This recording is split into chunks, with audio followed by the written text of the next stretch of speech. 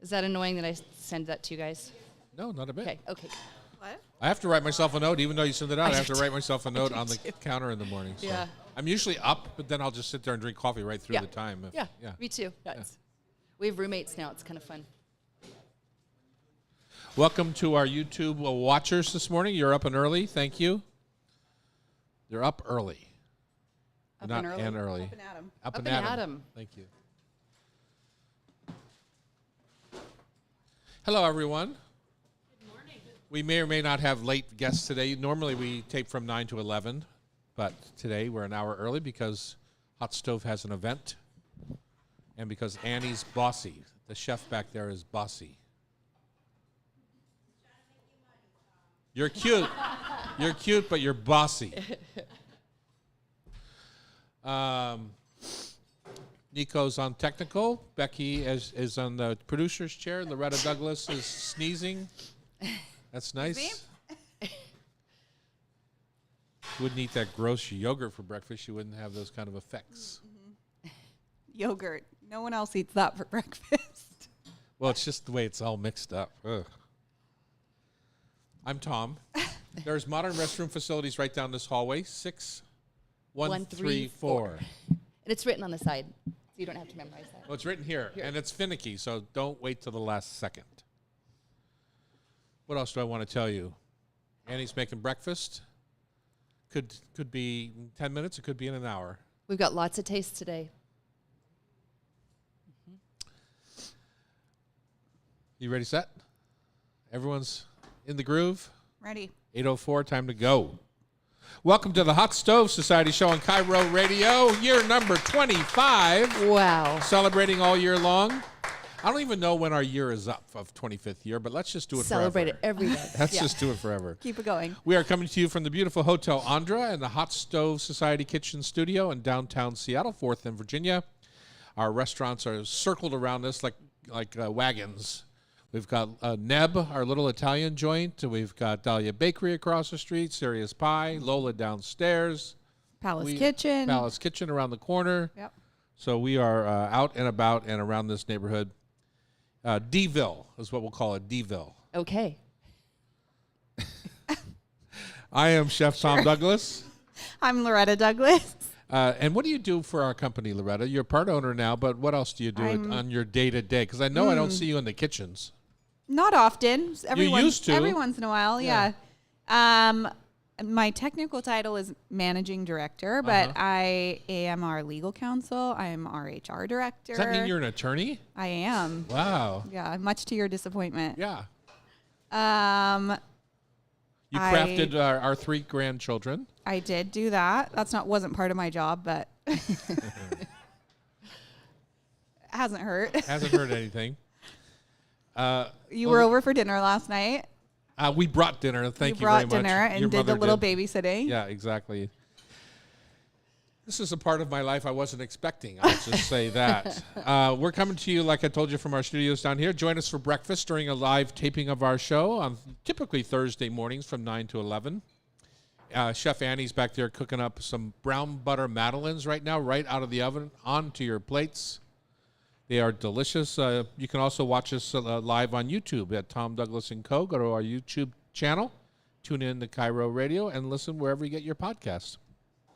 Upcoming classes here. You know, we do classes both public and private. So, like, companies rent us out to do team builders. Sometimes we have dumpling challenges, all sorts of things.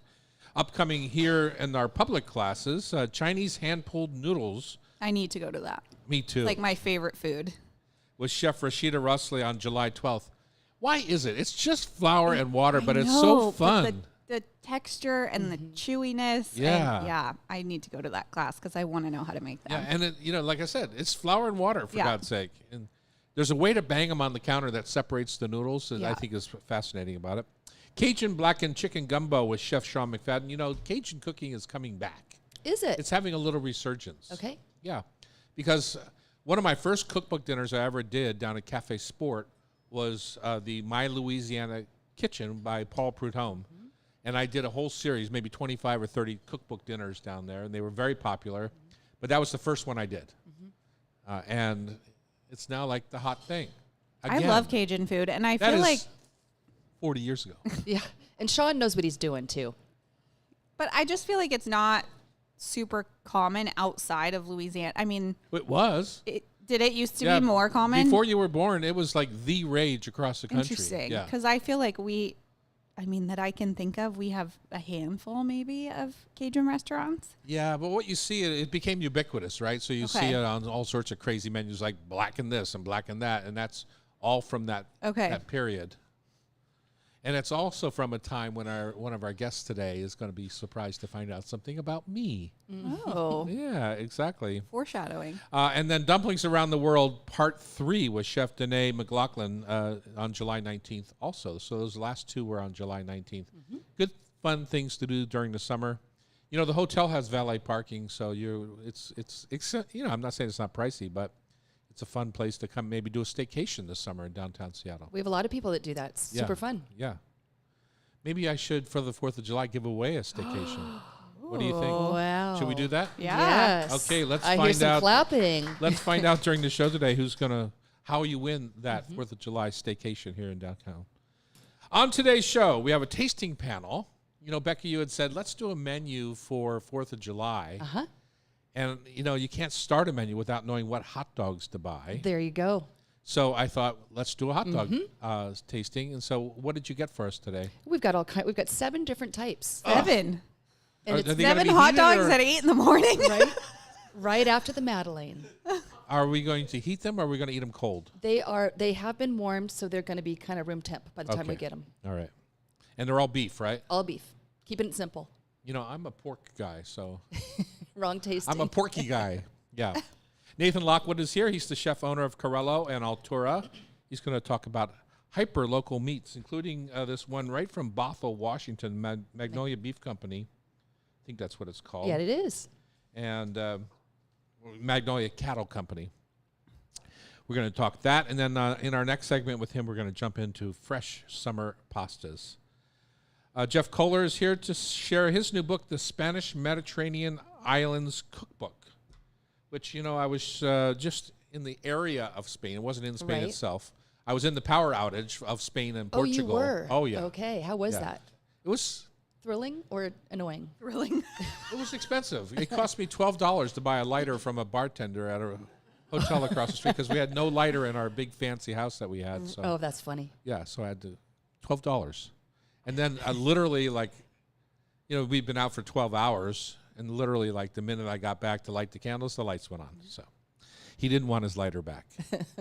We're going to explore the role of eggs in Spanish cooking. And when I watch reels sometimes, it's interesting to see what a big role eggs play around the world in cooking. And I don't remember it being as big here in the States other than for breakfast. Right. But eggs are really big at every meal around the world. So we'll talk about that in Spain. Brian Vettmeyer is going to join us. He's got the reopening of Take 5, which is a little deli that I drive by every day to my warehouse in Ballard. And they have my favorite thing that I get there. I haven't eaten much there other than this is turkey pot pie soup. Oh, that sounds good. And I get the crust, try to get the crust on the side because they like to stir it into the soup. And then it sogs out. Well, for me, it's a little bit soggy, but the soup is delicious. Great. Their Yeah. sandwiches are good. I mean, great. And breakfast And- sandwiches. And Yeah. Are they? Yeah. Last time I had one there, it's the same thing happened to me at Mainstay over there on 65th. Everyone wants to be like the perfect soft egg yolk, like runny egg yolk, but then you take a bite into the sandwich and it drips right down your chest. You have to cook the egg yolk, in my opinion. On a breakfast sandwich, On a yeah. breakfast sandwich. That's what we do at the Dahlia Bakery, by the way. And, of course, we're going to finish our show today with Food for Thought Tasty Trivia. Okay, Loretta, you have a taste of the week, and I just tasted it. I do. And this is kind of a weird one, but my husband brought these home for me the other day, and I think they must be carrying them at Pasta & Co., which is a part of the company that he works for.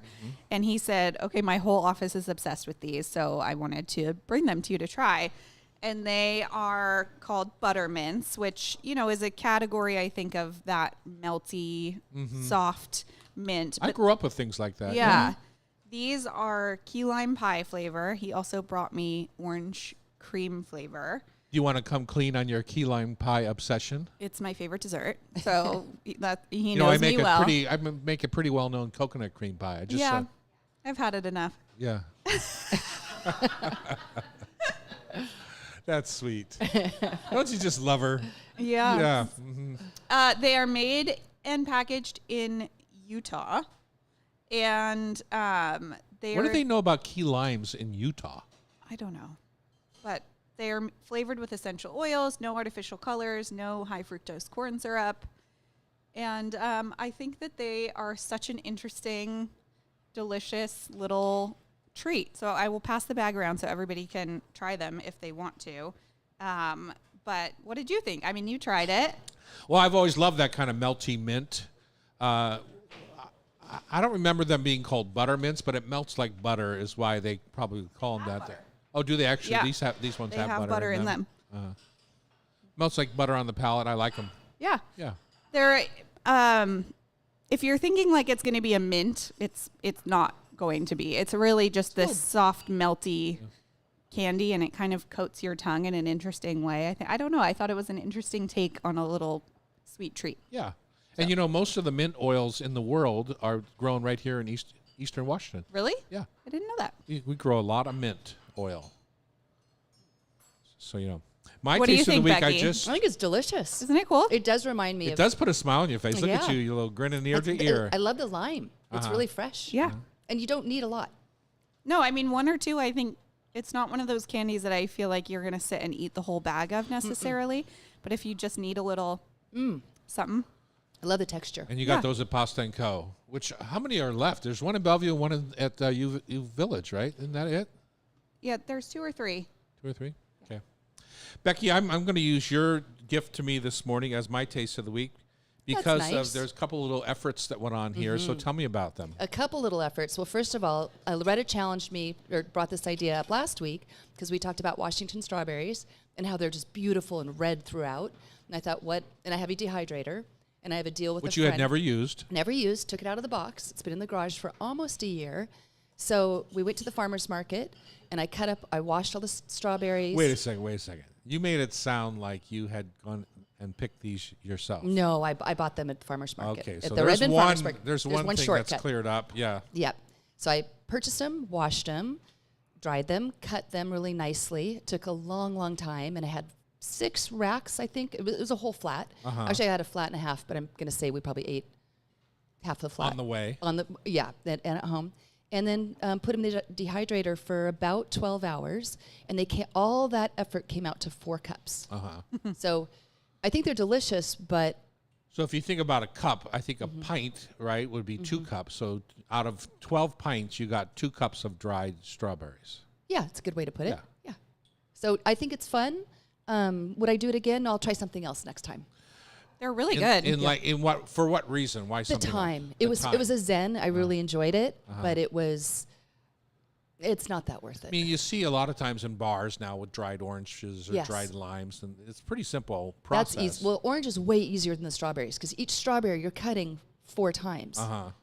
So Well, how would you like to use these? Because I think Loretta made this concoction for breakfast this morning. It looked really gross. But if it had some of these beautiful red strawberries in it, it would look lovely. yeah. Would it make you feel better if I took some out and put some on my yogurt? Yeah, I think so, as a matter of fact. But they have a little bit of chew. Yep. And they intense strawberry. 'cause Very intense, I love yep. that reduction of flavor when you dry fruit like that. And how are you planning on using your 2 cups? Because you gave away 2 cups I right did. here. I did. Just share them with friends and just kind of pick at them. Just pick out them like a snack. Yeah, like a little snack. Yeah, you my don't have- kids eat them. I mean, they sell them in the store like this, and my kids eat them. Well, why did you as- make them if they sell them in the store, Becky? Well, I tried to buy some so we could do a taste test, but they only had freeze dried. Yeah. So You know what I like the freeze dried? I like to powder them and put them into my whipped cream when I make a Yes. strawberry shortcake. you So said that. That's double intense on the strawberry flavor. Really good. delicious. Anyway, these are not powderable, No. but they are delicious. Thank you for doing that, making that My effort. pleasure. All right, coming up next. Hot dogs. Oh my God! On Cairo Radio, it's the Hot Stove Society Show, 97.3 FM. How's your? So good. What do you think of the buttermint? Like them? Okay, cool. Oh. I love key lime flavor. I know. I need to look online and see what other flavors they have. Annie, your madeleines are actually good this morning.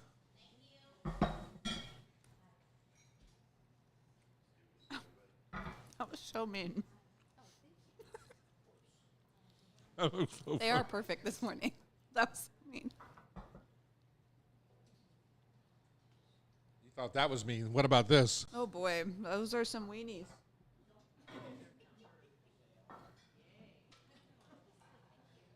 These are some teeny weenies, Annie.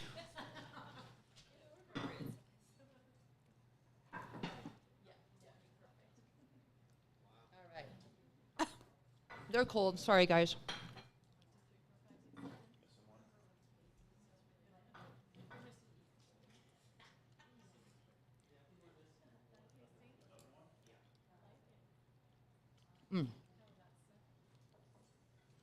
So if you want to think about them, you make sure they're set in the way. Turn the tape to the top. There we go.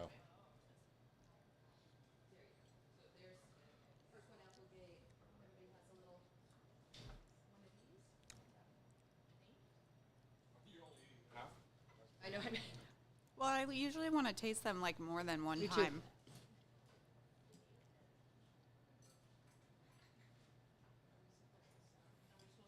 Yes, sure. And you don't have to if it's not your thing.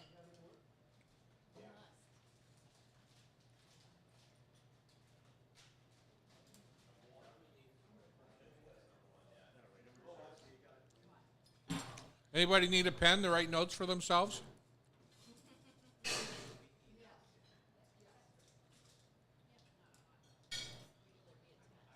No test. Personal.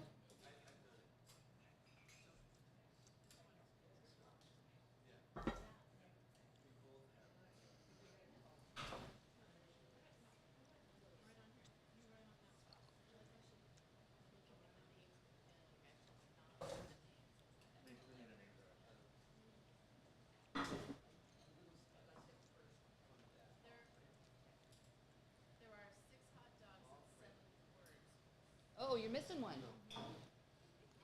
That was probably my fault.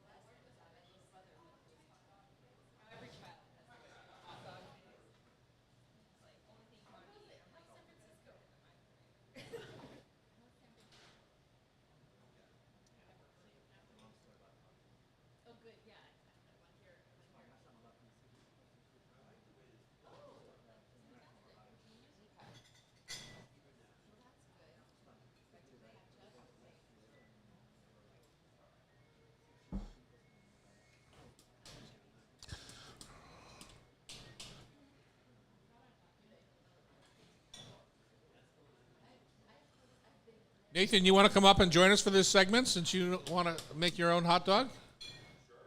Excellent.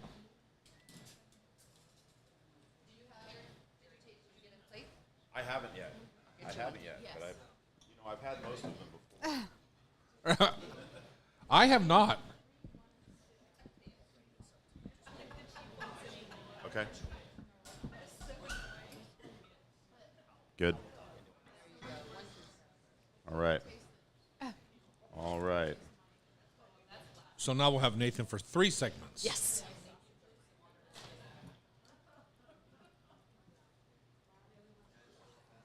Okay, we're back here in the kitchen at the Hot Stove Society show. And we've invited Nathan Lockwood up. He's the chef owner of Corello and Altura restaurant up on Capitol Hill. And while we're introducing the segment, you need to try all those. Because All when 7. All 7. Look at my plate, Nathan. Wow. I'm a professional. Loretta and I just did a I little just bit. wanted to. I invited Nathan up early before his segments because he said if he had known, he would have made his own hot dog. I know, so isn't we're that going to nice? find out How to do he that. how he would have gone about it compared to what he's eating on the plate in front of him. So Becky, tell us what we have in front of us. Well, first of all, do you know the difference between sausages, wieners, frankfurters, and hot dogs? They're all the same. A sausage refers to any meat wrapped in casing. It's So an that's a umbrella. hot dog. Yep. So it's an umbrella term for wieners, franks, and hot dogs. Wieners trace their lineage to Vienna and contain seasoned beef, pork, poultry, and franks come from Germany, Frankfurt to be exact. The hot dog is like an American remix of the frankfurter, made with beef and pork, as well as spices like paprika, nutmeg, garlic, and that. So they're Right. just an umbrella, like you said. So if you go to, like, my old favorite store in the market was Bavarian Meats. Yes. And they would have all their Vice First and all this kind Avini. of this emulsion. Weenies. This emulsion, and sometimes they even use egg whites to kind of create that moussey texture. Like Oh. a lot of times when you're making a salmon sausage or something, you're going to add a little egg white Yeah. to create that kind of lightness and Uh-huh. fluff. And so, but these have a little lightness and fluff that I don't particularly appreciate. Some of these. Interesting. Yeah. Well, also the pieces are a little too small to test the snap, the casing Well, snap. a snap also comes from how you cook it. Oh, if you boil it longer. If you or boil it, it doesn't have quite the same Okay. snap. But if you have it on a hot dog roller, Uh-huh. or if you split them and griddle them, Mm-hmm. which is how they make them at the turn at Broadmoor Golf Course And on hole number 10. The best way, I think, they is griddle- a split and They split and they grill. griddle and get a nice brown on them and then pop them in the bun. So yeah, that sounds good. Well, who would have thunk? Who would have thunk? These Yeah. are just lightly warmed, and we just want to go super plain so we could see what the difference is. We have 7 different types. They're all readily available. We've got Applegate, Ballpark, Organic, Applegate organic, and I think Applegate is an uncured product because all of their meats, I believe, are uncured. I don't know that for a fact. Yes, but- actually, most of these are uncured. Okay. Yeah. Then we've got Ballpark Franks, Hebrew National, Hempler's, Nathan's, Oscar Mayer, and Trader Joe's Organic. So Hempler's is the only local, really. They're up in Bellingham. Okay. Yeah. What'd you think? Oh, you want to start us off, Loretta? You're the pickiest one. Hey. Well, it's true. I wonder where your kids get it from. It's rude. I don't feel like I'm a picky eater. Yes, Do you you are. feel like I am? Well, you grew up sort of. Well, you're the kind of girl that would not let anything touch each other on the plate. You're really a little OCD about the whole thing. Well, yeah, but that doesn't translate to picky necessarily. I eat everything. Okay. Well, as you've matured, Yes. you have eaten more things. Yes. I have a very clear 2 least favorite, and then I have 3 that kind of all satisfy the favorite, I guess, for me. So Well, let's start with the negative so we can finish on a positive. okay. The Ballpark Franks and the Hemplers are my 2 least favorite. Yeah, the only one I had a visceral reaction to was the Ballpark, Yeah, which was it's said so awful. soft. The and, texture was icky. yeah. I wrote Awful. icky texture. Yeah. Yeah. Yeah. I did not like that at all. And then the Hemplers just isn't, it's fine, but it's not what I want when I want a hot dog, I guess I would say. And what do you want when you want a hot dog? Clarify. Like a classic kind of trashy hot dog. Because I like Cloverdale at the ballpark. I like down at Safeco Field. I think they use Cloverdale. And I like the fat content in the Cloverdale. What do they use at the ballpark? Fletcher's? Fletcher's? Okay. Yeah, exactly. There's a different kind of fat content. Yeah. There you go. So that's one of our guests in the audience here today. And I actually just made hot dogs last week, and I went in with okay, I'm going to buy the fancier ones, and I bought the Snake River Farms I've done hot that dogs, too, yeah. and I did not care for them that Me much. too. They explode when you grill them. They have a very tight casing. Yeah. They just pop completely open when you grill them, and then they weren't. I think you got to go for the classic when you want a hot dog, if that's what you want. That's So- you're craving. Yeah. So Okay. for me, I liked the Applegate, the Hebrew National, and then kind of in second place, I would put the Trader Joe's. Yeah. I had, Applegate Organic as my number 1, Me too. and then the Trader Joe's Organic as my number 2. Okay. So, Hebrew I thought was fine. It was, I certainly didn't write awful next to it like I did ballpark. But Nathan's, to me, had a little bit of a interesting flavor compared to the rest. But the Oscar Mayer, nothing. It's No flavor. yeah, have a hamburger instead. Yeah. Yeah. Okay, sir. Nathan, what do you think? Nathan Lockwood, I'm partial to Nathan's. come on up tight to No, that. I'm Come on up oh tight to yeah, that mic. absolutely. I do like a Hebrew National. Uh-huh. I got to say, I also like a Snake River dog. Interesting. Yeah. Okay. But I'm more of a boiler than a griller or Okay. though it does griddle well. For the Okay. split in the griddle, the Snake River dog is good. Well, Snake River Dog is Wagyu supposedly, right? And, Yeah, leftover, sure. Yeah, exactly. So I could see where you could griddle it and would add some would take away the popping issue that you have. 'Cause Yeah, you have to cut it in absolutely. half, right? Yeah. I don't know if that's a natural casing or not. Do you? I'm pretty positive it's not. It's hard to find a hot dog with a natural casing unless you go to a Frankfurter Yeah. at some ethnic deli like a Bavarian Meats or Sure. some German deli. Yeah. Yeah. Absolutely. Well, I would agree with the assessment. Oscar Mayer and the ballpark were at the bottom of my list. And the Applegate was surprisingly near the top. I was surprised that Yeah. I liked the Applegate so much, I would say. Now, you said if you had known that we were going to have this tasting today, you would have made your own hot dogs. Yeah, or just, So- tiny little mortadellas. So tell me about that. So all of the hot dog, the mortadella are all of the emulsion force meats. So 5 parts meat, 4 parts fat, 3 parts water makes the snappy emulsion that you think of with hot dog. Right. And we make mortadella on a weekly basis, which is pork instead of beef, but the process is really similar. And just the cooking is different and the flavoring, seasoning. And do you stud your mortadella with lardons? We do. Yeah. Well, actually, we usually take pieces from the copa because it has really beautiful marbling, and we just freeze that, get it nice and cold, and then do a nice dice of the copa meat. So not you don't see the white fat. We put chunks in fat it. chunks in it Okay. too. Usually 2 parts meaty chunks and 1 part fatty chunks. And so we talked earlier that maybe the ballpark Franks down at Safeco, what do they call it now? Is it still Safeco? T-Mobile Park. T-Mobile Park. Ah, yeah. We talked that maybe we like those because they were fattier, and that could just be because they were hot. We're eating at room temperature right now. Yeah, But you the- got to the eat the fat hot dog might- right out of the water. The Yeah. boiled hot dog is the way you get that snap. I'm surprised to hear you say you would go for boiled Yeah. because I feel like it's not like a chefy thing. Yeah, but that's the in a thing is chefy all- way that you would always put them on a charcoal grill Caramelization. or something. All yeah. hot dogs are poached immediately after they're made. So lock that emulsion in. So they're always fully cooked in the package, and putting them back in water, bringing them up so you get the plumpest dog. You can take it out of the water and then griddle it. And then griddle after. Okay. Or grill it. But I feel like if I'm camping and I grill the dog from raw, it's a little more char and a little less pop than you're looking for. Okay. Interesting. I'm going Takes to a try lot that of next time patience. because I always just go straight. The only time I have hot dogs is if I have the grill going.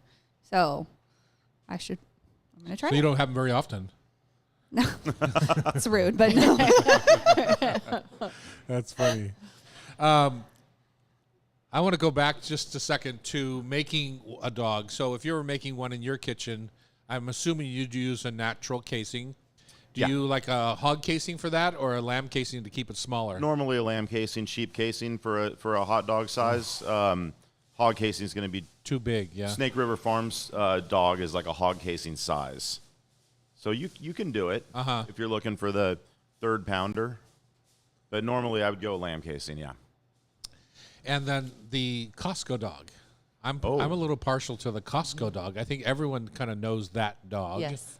I'm just it's- angry about the lack of chopped onions. They stopped the onions. They stopped the onions and It's they never only brought them back. $1.50 with a pop. I What do you know. want, buddy? Where's the onions? Bring your own next time. let's gotta go back. cut somewhere. What's the difference between a Polish and a regular hot dog? Because I think they dropped one of the two at Costco. they dropped the Polish. They dropped the Polish. Yeah, I think it's Polish is my prim- favorite, typically. The Polish was good. Yeah. Yeah. It's just the primarily spicing? seasoning. I think Yeah. primarily seasoning, but I also think there's a little bit more textural meat in the Polish one than in the hot dog.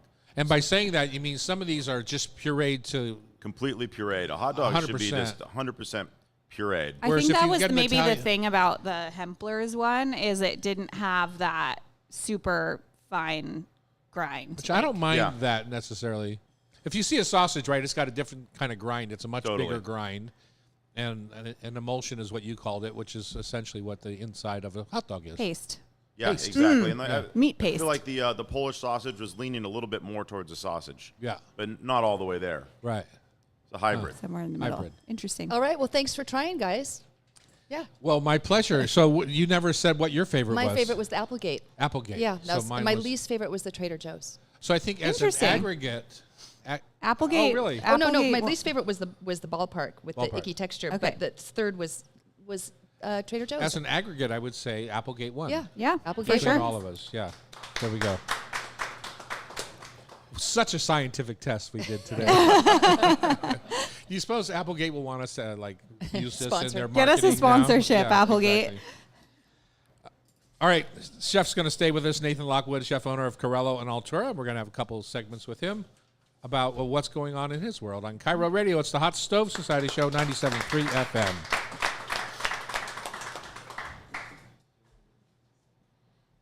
All right. Do you want to get some water? Oh, that's right. She can do it. She's an expert.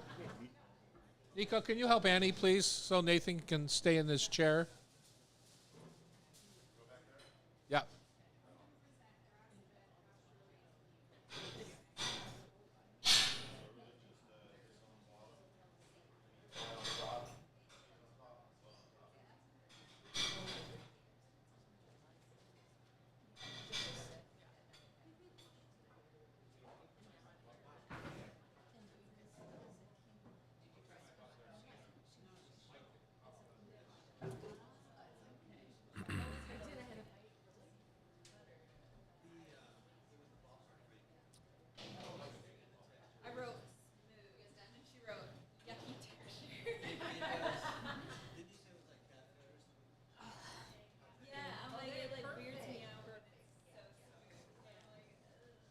All right, Nico, let's do this.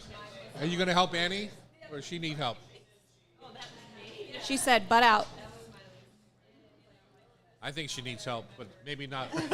It's pretty easy. Maybe just mental. Cruising for it today.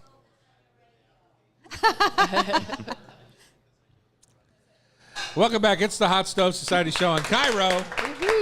Kind of lively audience today. They just finished a hot dog tasting, and everyone's got a big smile on their face.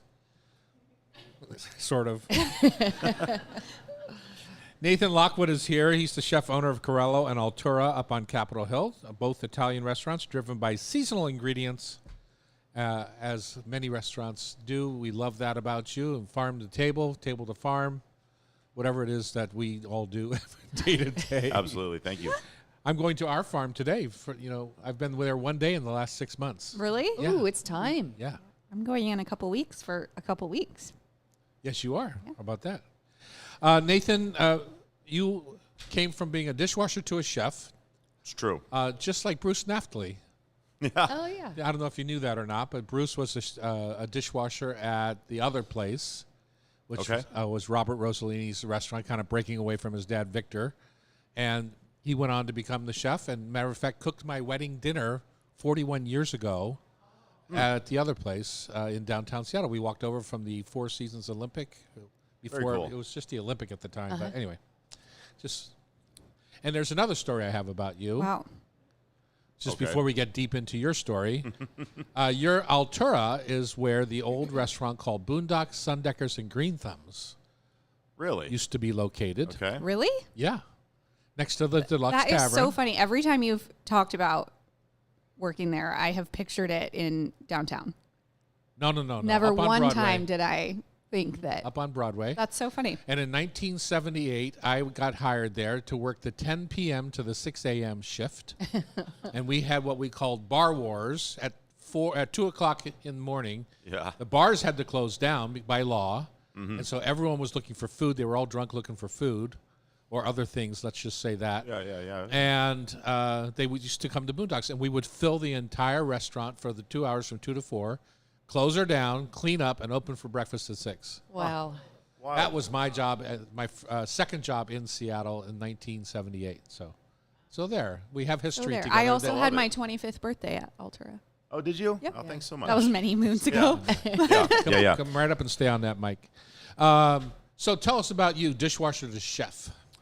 Oh, that part was all just an accident. Dishwasher was just looking for a job out of college, and everything sort of happened organically. Fell in love with the kitchen and the energy and camaraderie and challenges, and yeah. It's just great camaraderie. I think that's a great word for what happens in the kitchen. Yeah. I mean, it's a lot of crazy people, but a lot of camaraderie too. You're in the trenches together. For sure. Yeah. Yeah. No, it's a blast. I still love it. It's been 30 years, and the job's changed a little bit over time, but Like how? it's I guess I never really aspired to be a chef or a business owner. I really just wanted to be a line cook forever, and eventually, I guess you learn to take on responsibility and try to figure out how to handle that and navigate it and become a better leader and a teacher and things that don't necessarily come naturally to line cooks. If you were to break down your job into percentages, what percentage of the time that you spend at work do you get to be cooking food, and the other part is building a brigade and maintaining a brigade, and the other part is ordering and processing and paying the bills? Yep. And then the other part is counting all the profits. And Because people have this impression, if you have a full restaurant, that you are filthy rich. all goes to plumbing. Yeah. Yeah, plumbing and refrigeration. I would say it's about 50-50. If some months I'm lucky and I get to cook most of the time, and other months I find that I'm just in maintenance or just in staff recruiting and team building, and it's very varied. Especially better than I do. 2 restaurants is too many for me. Yeah. So that really stretches changes it. the game. It Yeah. really does. Yeah. I mean, you have singular focus when there's just one, and everything that's going on all the time, and then all of a sudden I find that things are happening over there that I'm not hearing about until a couple days later, or whatever it is, Or something happened and you're in HR this morning trying to deal with it. Yeah. Or, and you weren't there to see it or deal with it in the Yeah, there's moment or all that stuff. Every day there's a new surprise. Yeah. Start to get used to it. The Annie is dropping off. What did you bring us, Chef? Oh, so it's just a little sample of our meatballs. We're doing we recently opened Sundays at Altura, so we're 6 days a week now, and Mondays at Corello, so technically we're every day. And we have a surplus of ground meat based on the whole cows that we're bringing in. And so this was the first idea how to utilize some of that and share it and kind of get the word out about the Magnolia Cattle Company and how special it is to me. I've been working on and off with George for 12 years, so almost the entire time that we've been open, and really happy to now have this direct relationship where we go directly to the farm, receive the animals. There's no middleman. Really? Yeah, it's been By the quarter, by the half? You can't. by the whole animal. How do you handle Yeah. a whole steer? I mean, those are It's 1,000-pound animals. This one was 1,300 pounds hanging weight. So it's 20 Hanging weight. Hanging weight. So 2,400 pounds live weight. Yeah. And the animals are they're raised much more slowly, which is one of the most unique traits about Wagyu is the animals like to grow really slowly and mature naturally and reach a larger size, and that's part of the reason they develop so much flavor. They need time to put on all the fat, right? They do, yeah. They just grow more slowly, Okay. and there's antibiotics and growth hormones are not generally part of the process with Wagyu, where Angus responds really well to that, grows to a large size very quickly. Very quickly. So it's Interesting. Okay. more economically viable for the American meat market. But at any rate, this is a tiny farm. They have 14 animals total at the moment. Wow. So, yeah, we're super happy to have them. And how is that? Right in Bothell, right? Yeah, right Yeah. in Bothell. It's right in the middle of Bothell. You wouldn't believe it if you drove up there. Yeah. It's the same. The piece of property's been an operating ranch for over 100 years, and the fellow that owns it now, Mr. Neffner, I believe has been there for about 30 years. And if you want to know more about the farm itself, you can go up to Preservation Meat website, right? Isn't that they sell through Preservation Meats? They don't at all anymore, but they may still have information Oh, they on do it. still have it on their site, yeah. Oh, really? Yeah. So how has that changed the creativity in the kitchen, buying a whole animal?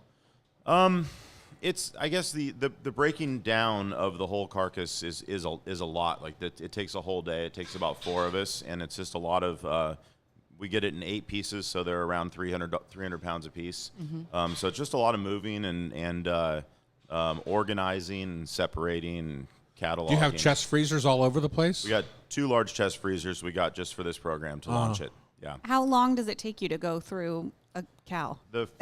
We got the first Steer, one. thank you. Steer, We sorry. got the first one 4 months ago. Okay. And we literally sold the last 2 steaks out of it the day that we received the new one last Monday. Wow, okay. Yeah.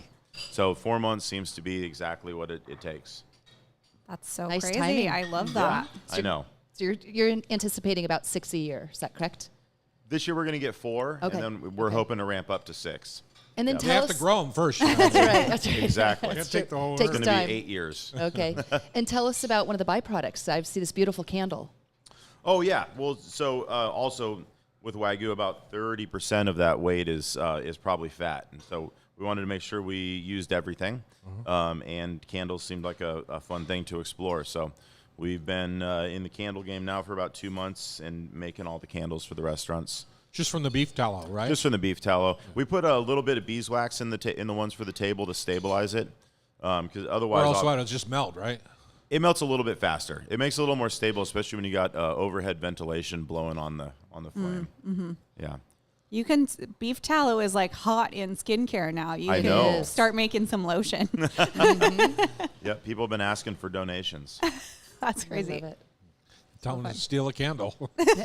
Or you sell the candles, right? Tell- We do sell the candles also, but Yeah. steal one, buy one. What has been? Go ahead. I was going to say, we talked about the beautiful meat, but what about your garden that you have? Oh yeah, so we have a garden behind the restaurant, which is lovely to have there. I have a big garden in Shoreline, and I kind of use the garden as like a guiding light. You know, how should I be thinking about produce? What's actually growing right now in our region? So it's a little seasonal indicator for how we want to design our menus. It's not enough space to really supplement the entire menu for produce, but sometimes a year during the summer we have things from the garden featured in every dish, which feels really good. It's a lot of fun. And having it at the restaurant makes a great connection so that all of the staff now has kind of the same access to a natural growing environment in our region that I do. And that sort of defines a lot of the decisions we make in the kitchen, which I guess we'll talk about with the corn scarpinoche and the lavender brown butter in a little bit as well. Yeah. Altura opened in 2011. Sounds correct. And is it still fixed price, like a la carte, non-a la carte? I can't remember. It's a Briefing. tasting menu only now. Tasting menu yeah. only. Uh-huh. Yeah, when we opened, we had a sort of unusual choose your own adventure concept where there were 5 menu sections and you could choose either 3, 4, or 5 dishes to build your own tasting menu of sorts. And then over time, we slowly just kind of evolved until we do it for you now. Isn't it funny when you do something like that, how the what's the word that I want? It kind of, what people want kind of gravitates to the top, right? You can see what That's sells. exactly what happens. Yeah, it's exactly. really exactly what happens. You end up with then products that you have, but you can't sell because other ones are more popular. Yeah. Yep. Yeah. The tasting menu slowly just sort of took over, and guests weren't ordering from the a la carte menu very often, and so it was a natural progression for us growing up, and it was unexpected and fun to be part of. Well, and there's not that many tasting menu restaurants in Seattle anymore. So, you're kind of True. unique in the game, I would say. Yeah. We were unique in the beginning, and then there were a lot of us, and now there's only a couple again. Yeah. So, but yeah, it's been great. All right, Nathan, we're going to take a break and come back and talk a little bit about how to build some summer pastas. Perfect. Because Altura makes beautiful pasta, as does Corello, correct? That's the main focus at Corello, absolutely. Yep. Yeah. A lot of pasta. A lot of pasta. Love that. On Cabra Radio, you're listening to the Hot Stove Society Show, 97.3 FM. How's the meatball? Yeah, they have the Magnolia cattle still up. Rebecca, is that you? God, I did not recognize you. What's that? I'm good. I was just looking over there. I said, I know that person. You still have your jam company?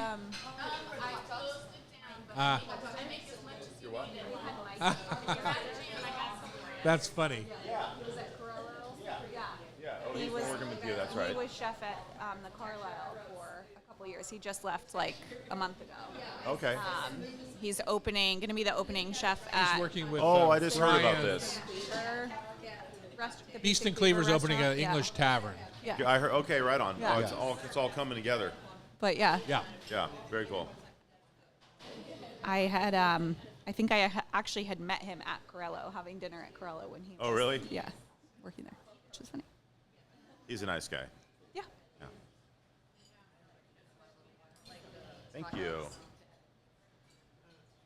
His meatballs have a little more fat than mine do. I haven't tried him yet.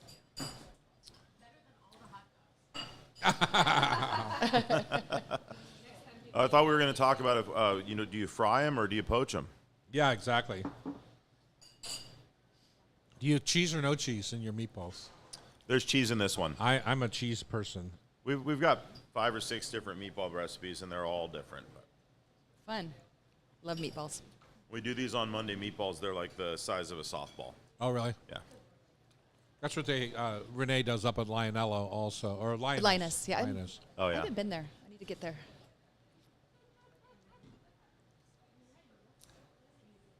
Did I tell you, if you haven't had the lamb meatballs at Lola right now, they're unreal. They're so good. The ones in the soup? No, they have they're calling them keftedes, but they're round, Uh-huh. and they're just with like a hummus downstairs as an app. Are they and putting any bulgur in them, or like is it? I don't think so. They're unreal. I had them Good. the other day. Where is it? Like, downstairs at Lola.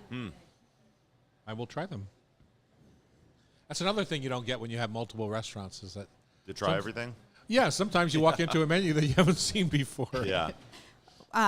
Jason was sitting at the bar after his shift, and I was eating them, and I was looking at the menu.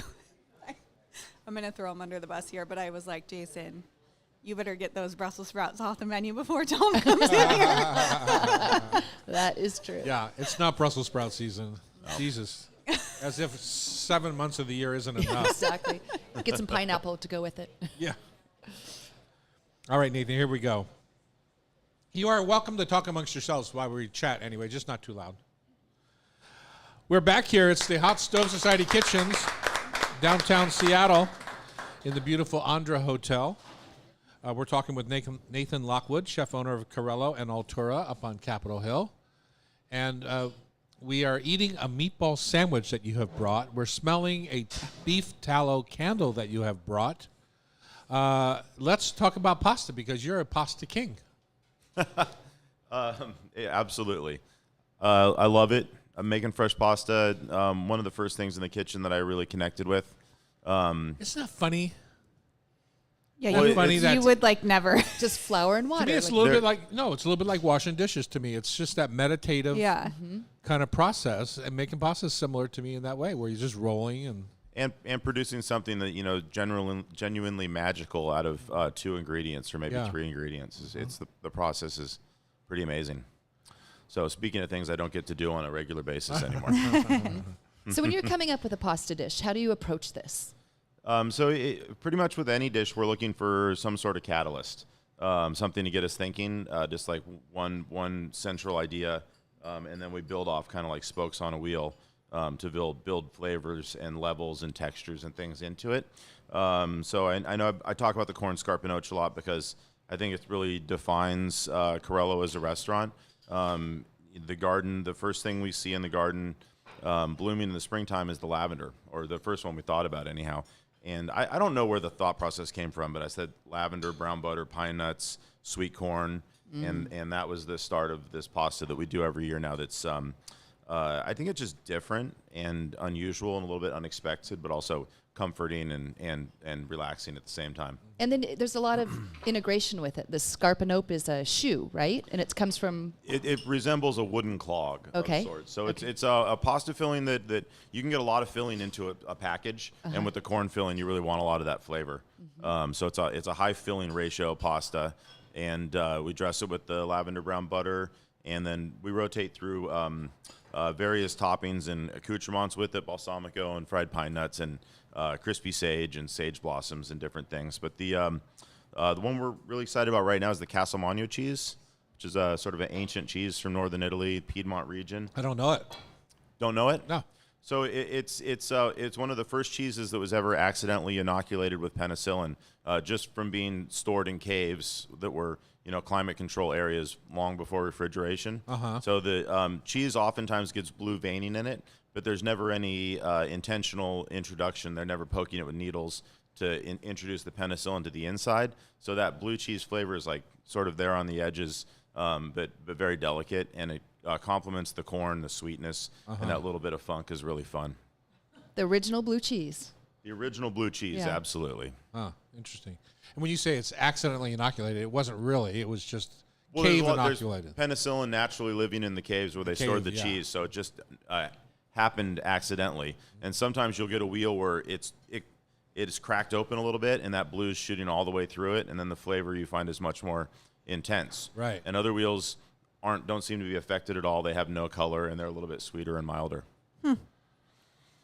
What do you think Fascinating. about the whole idea that a pasta's shape dictates what you put with it?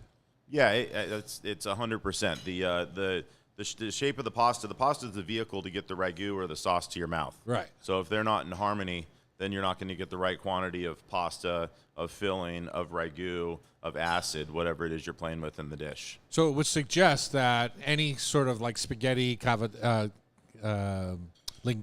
fettuccine type thing wouldn't have a meat sauce on it.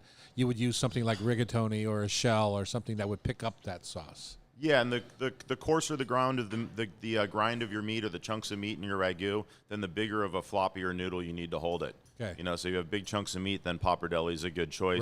Right. If you have a sauce, which is very common, especially in Piedmont, which is just melted butter or brown butter, having a pasta shape with lots of little flaps is going to catch that butter and help you Right. get it in your mouth. So Or tagliarine. That's my favorite for the sage butter in Piedmont. yeah, absolutely hard to Yeah. beat.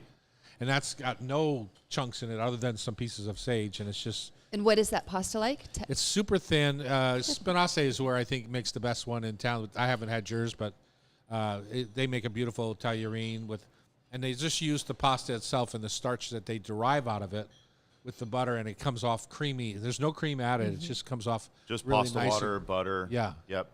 Whip it up. salt and pepper. Usually a little bit of brown butter in there for flavor, and most traditionally you would fry the sage in the brown butter and then remove it, and then add the fresh butter and the pasta cooking liquid to get that creamy sauce Right. with the tagliarine. And one of the reasons you add the fresh butter is when you brown the butter, it breaks, right? Right, So you've okay. browned the whey, and you've got the fat on the side. It's harder to emulsify. Okay.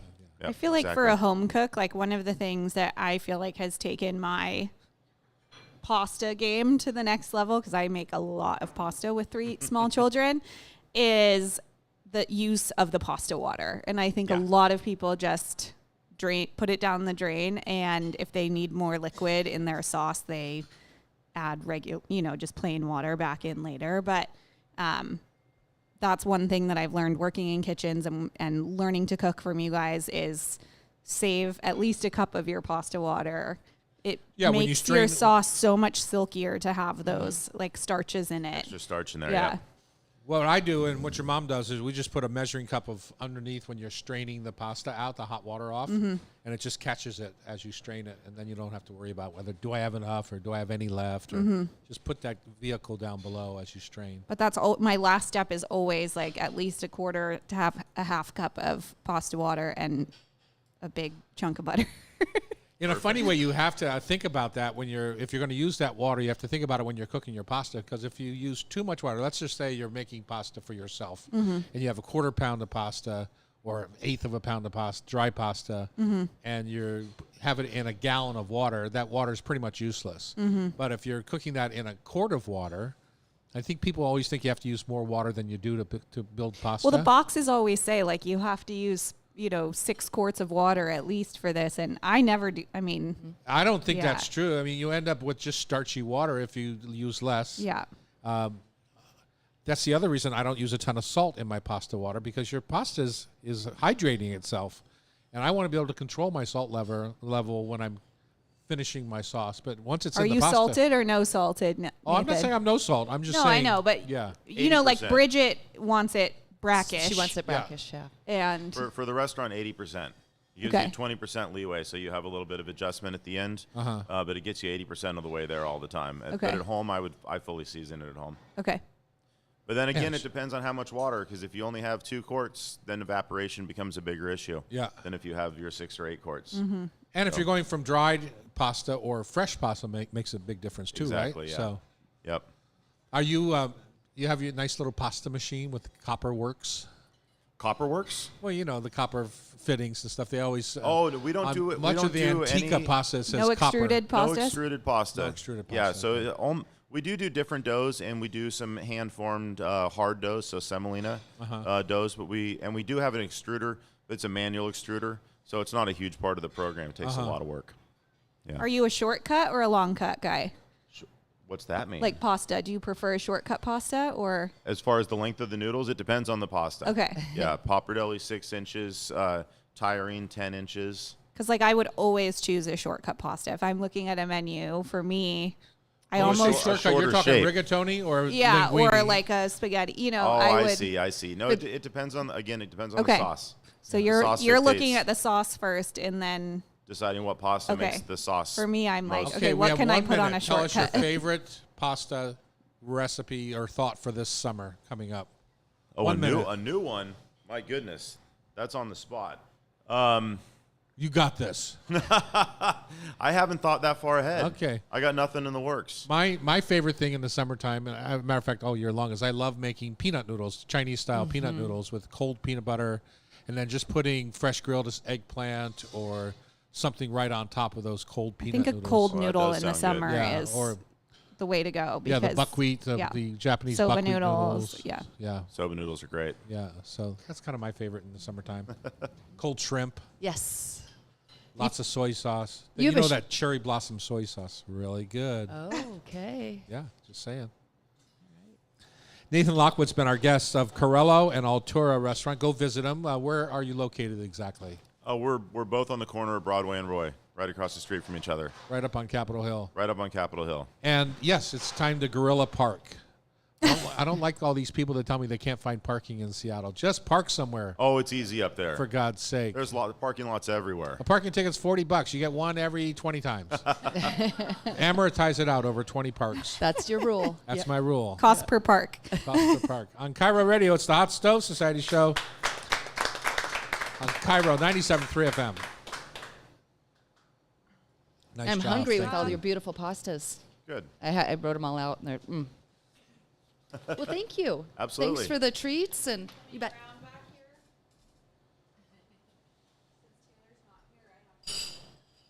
Where's Taylor this morning? Taking the day off? Mention it. How's your crepe? You're probably full already.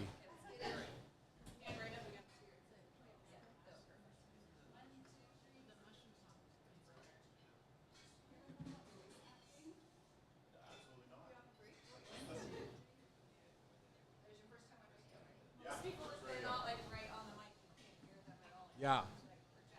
Yeah.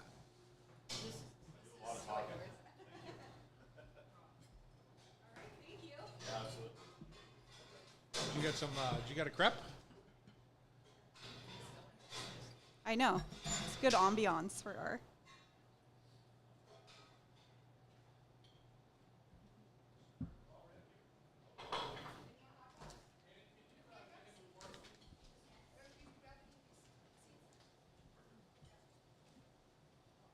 So in case you're wondering, we like the crispy edged egg. So that's on purpose.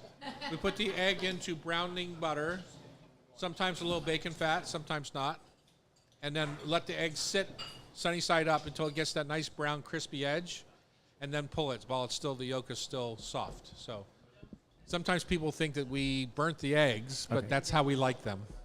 Yeah.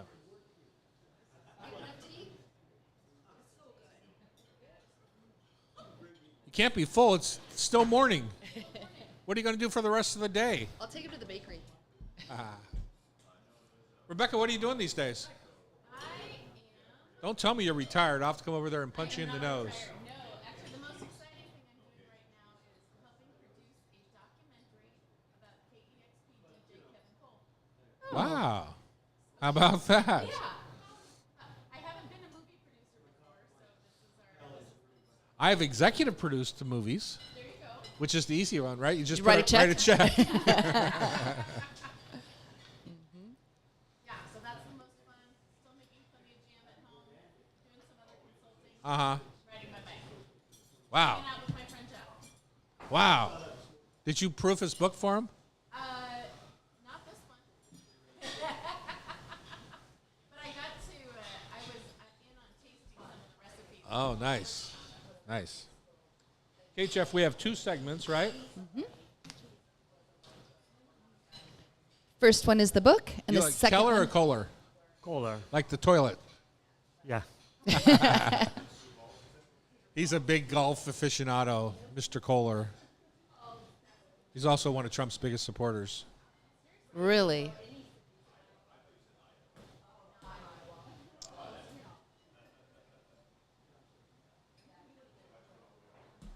All right. Ready, set? We're gonna quiet you down. You can talk, just not too loud. Troublemakers. We're back here in the Hot Stove Society. Man, we have a lineup of food this morning. We've had a meatball now. Our breakfast just came out of a French-style crepe with ham and cheese and greens and a fried egg on top with a little mushroom gravy. How does Annie do this morning? You know, all this can be yours. We sell tickets, $30. It's pretty simple. Just go to hotstovesociety.com and get yourself a ticket. Becky, who do we have coming up here? We have Jeff Kohler. He's a James Beard Award-winning writer and a 2-time International Association of Culinary Professionals winning author. He's got 9 books, 7 of them cookbooks, I believe, and he's here with his brand new book, The Spanish Mediterranean Islands Cookbook. So welcome, Jeff. Thank you. And it's Great by to be here. Faden Books, which is a very famous publishing name or from around the world. Yeah, I'm extremely happy and very lucky to have Faden publish my last couple of Faden, books. is that how you pronounce it? That's how I pronounce it. That's good. That's what I care about. That's all I care about. All right, tell us about this new book. And Tor, actually, let's start with you. Grew up in Lake Stevens, huh? I did. I grew up in Lake Stevens, and I went to Gonzaga. And I left the States in about 1991. So I traveled for a while and eventually settled in Spain, where I've lived since mid-1990s. Uh-huh. So I divide my time between Barcelona and my house in Menorca, which is the reason for the new book. The Island Book.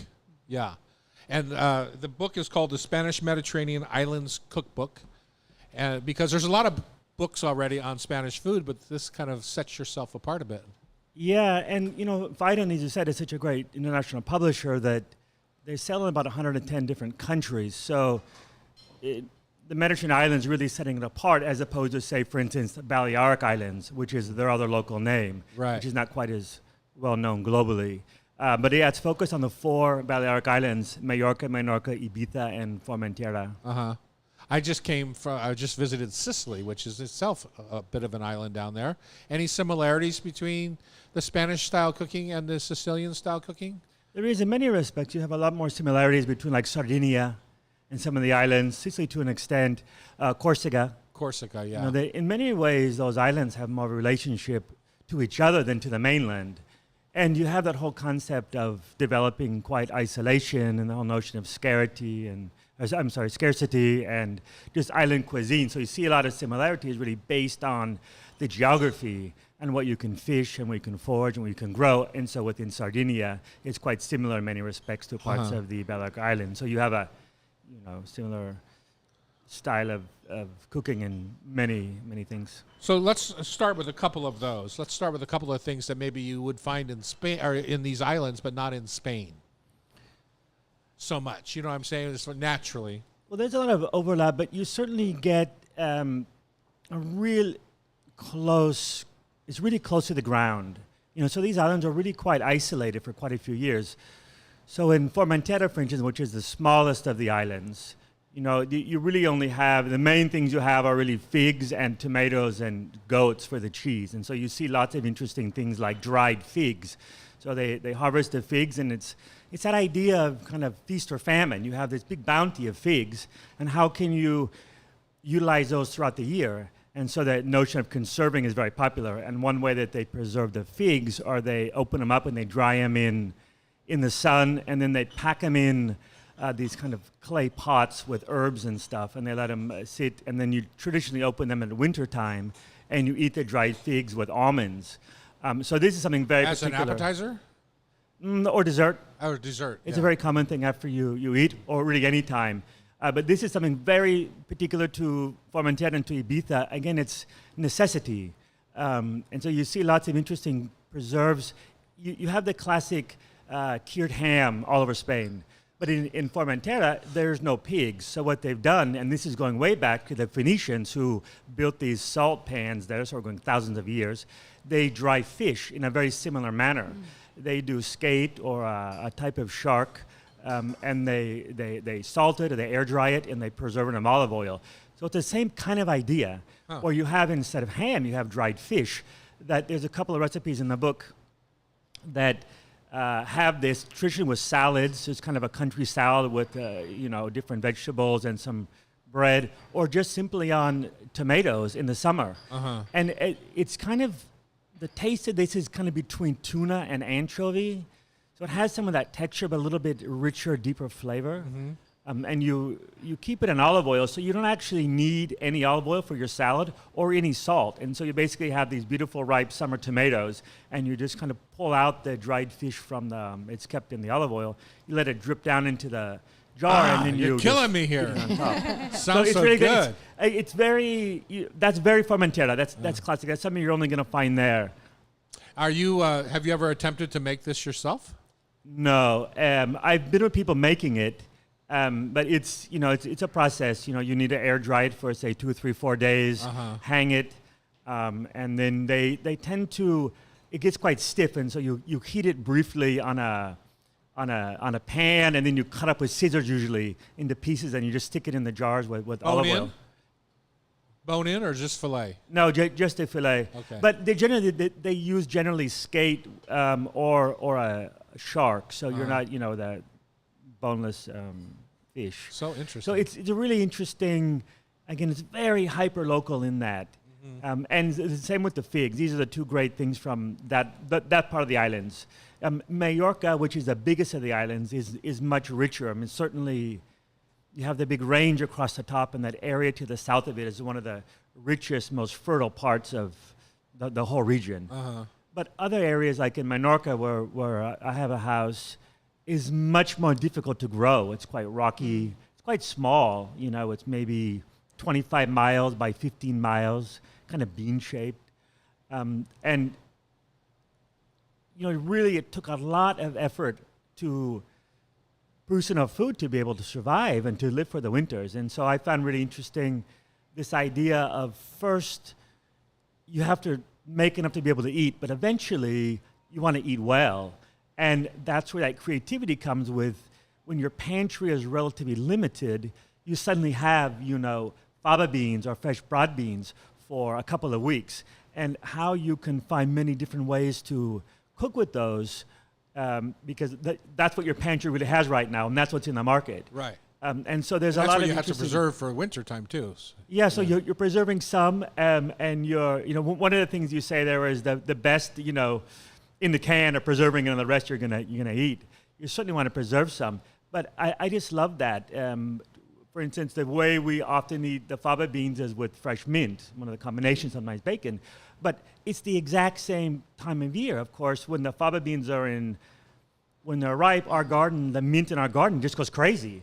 And many of those things are very practical, and it's always fascinating to see that practical element of certain dishes, what they include, what time of year you're making them. It's often just a very practical reason for it. Yeah, exactly. And so you spend your time in Menorca and mostly Barcelona, is that correct? Yeah, And I spent about 4.5 months in nice. Menorca. So that's kind of a big change for me as a cook, especially when I started. We bought a house there about a decade ago. We've been going for a long time, but we finally bought a house about a decade ago. And Barcelona is still. I learned when I moved there in the 90s, really this notion of seasonal cooking and so on. But we can get everything we really want in Barcelona. But when I started, spending my summers in Menorca, it was a shift in that. It was learning and respecting much more the seasons. And so you go to the fish market not thinking I'm going to buy this fish for this recipe. You go and you see what fish is there because maybe we don't have sardines today because the sea was rough yesterday or whatever. It's still quite about availability, and so you kind of go and you have a couple of hopeful recipes that you like to make. Is people coming for dinner tonight? But when you go and you look in the market, you say, okay, that's what there is today, and then you kind of improvise with that. And as opposed to in Barcelona, you go to one of the great markets and you're going to get whatever you want to, and you go with your listing and stuff.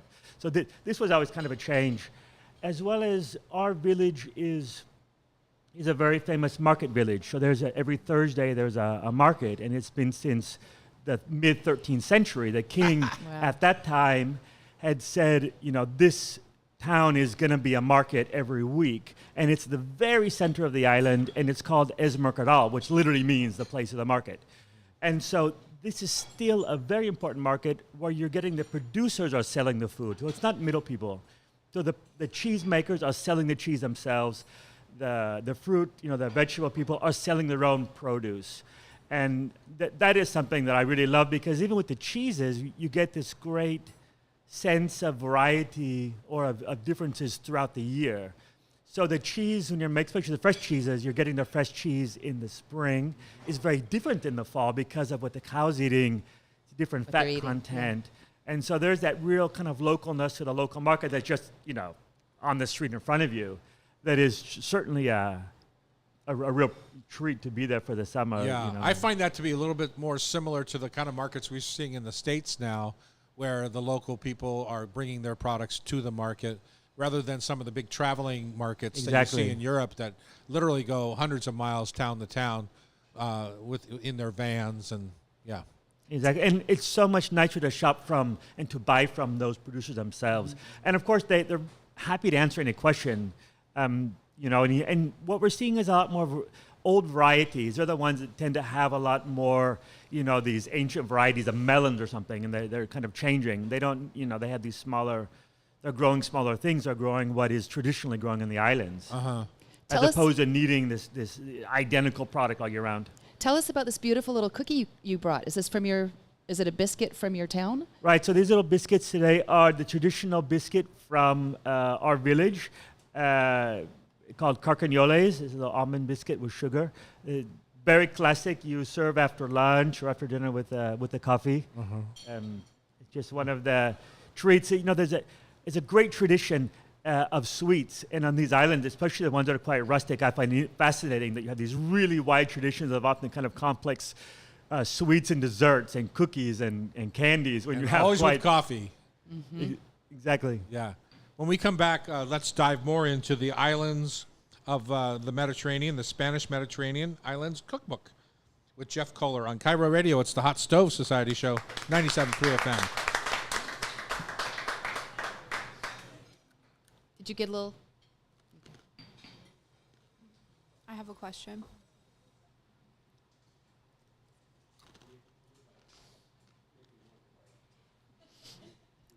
Balearic. Dad, Balearic. It took me a while to be able to say that. I have a yeah. question. So. Balearic. The Oh, islands. Balearic, Balearic. yeah. Am I saying it right? Balearic, yeah. Balearic. Okay, okay. Balearic. Yeah. I've been to Menorca and Mallorca. Bike riding. Really? Super fun. Yeah. Yeah. Beautiful. Right. So different. So different. Yeah. We were there. It was So tired. late September, so everything was kind of done. So it wasn't as beautiful, but all the food was done. I really love to go to Ibiza, for instance, in the spring. You have the whole north of the island are almond trees, and Yeah. also parts of Mallorca. It's really amazing when you see the I almond think of blossoms. Ibiza as All right, we're back party on the town. Hot Stove Society Show, 97.3 FM. Save that loveliness for the radio. All right. It's Tom Douglas, Loretta Douglas, and Becky, our producers. Our guest is Jeff Kohler, James Beard Award-winning writer and two-time International Association of Culinary Professionals, or the IACP, winning author. Congratulations on all those. I've won a James Beard for a book. How about that? Did you know that? Yeah, I knew that. How about that? Shocking. It's probably all Rebecca's fault. Anyway. Exactly. This book is called The Spanish Mediterranean Islands Cookbook, and you were engaging with Jeff in the break. What were you talking about? Oh, we were talking about the difference in the islands and all the almonds in Menorca, right? Yeah, Or Majorca. and certainly in the spring, the almond blossom is a wonderful time of year to be traveling around the islands. And you see the almonds still in the cuisine. They use a lot in the savory cooking. You know, you pound them up and you stir them into the dish. There's a number of very famous dishes that are. What's that called? It starts with a P. What is that almond staple that they call it? It starts with a P.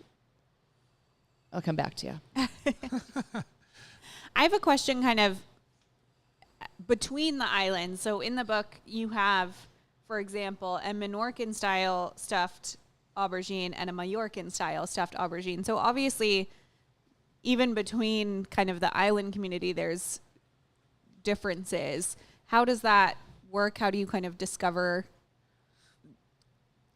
The two versions of the stuffed eggplant, I think, are a perfect example of that difference because the Menorcan one is stuffed with only vegetables. You're stuffing it with the pulp of the eggplant and some other vegetables. The Majorcan version, so the Majorca is a much richer, more prosperous island, you can say. They're adding some ground meat to it. They often cover it with this tomato sauce. So it's a much richer, much more elaborate dish, as opposed to the more, I think it's a more humble version of the Menorcan one. They love stuffing vegetables. I mean, so much of the cuisine there is taking advantage of what you have. And so, you know, stuffed onions, stuffed eggplant, stuffed zucchini, they really love stuffing all the vegetables because that's what you have. One of the most famous dishes in Menorca is this, what they call oleagua, which literally means oil and water, which is there's more to it than that, but it's kind of a very simple tomato and onions and vegetables cooked up with some water. It's like it's almost like a sofrito soup almost. And then you eat it with kind of pieces of dried, very thinly sliced bread and fresh figs. And it's a really interesting combination of flavors, but it's really, really humble cuisine. Right. And this is garden cuisine. A lot of people on the island, they still have their huerto, their little small gardens, often just on the edge of the village. And they're producing. My neighbors on both sides, they spend weeks in the end of the summer preserving tomatoes. You know, tomatoes absolutely fundamental. Yeah. And it's just that notion preserving is key to the diet, but again, it's really what you can grow, and tomatoes are one of the great local products. I would imagine since grazing areas outside of Majorca are very limited, that chickens play a big part, and hence eggs probably play a big part in the cuisine. Eggs are huge, and eggs are for every meal but breakfast. You know? Isn't that funny? Yeah. I mean, growing up in the States, for me, eggs were breakfast, always. And when I moved to Spain in the mid-'90s, I saw they were for every meal but breakfast. Mm-hmm. And, you know, mid-morning snack, lunch, afternoon snack, dinner, snack at the tapas at the bar. They're really very, very popular and extremely versatile. Right. Whereas up in France, France isn't far away. You see soft-boiled eggs all the time. Italy, you see hard-boiled eggs or soft-boiled eggs for breakfast at your B&B. So that's funny that the islands would be that much separate. I would think that over the years, these islands being so exposed to the sea, that they have been conquered over and over and over again by different kings and pharaohs and whatever it is that was traveling through.